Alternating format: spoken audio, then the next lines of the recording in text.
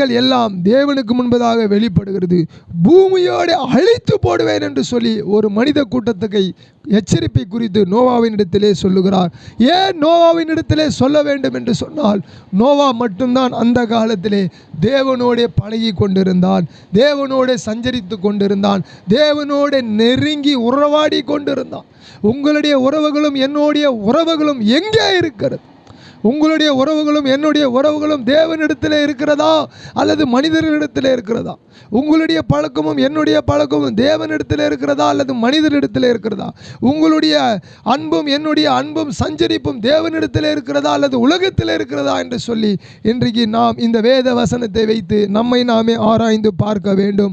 நோவாவையும் அவனுடைய குடும்பத்தாரை 8 பேரையும் மாத்திரம் பேழையிலே வைத்து பாதுகாத்தார் என்று சொல்லி வேதம் சொல்லுகிறது.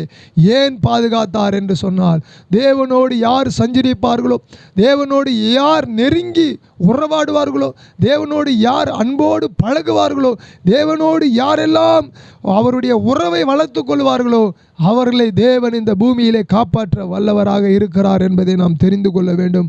ஆதியாகமம் 6:17 சொல்லுகிறது, வானத்தின் கீழே சுவாசமுள்ள சகல மாம்ச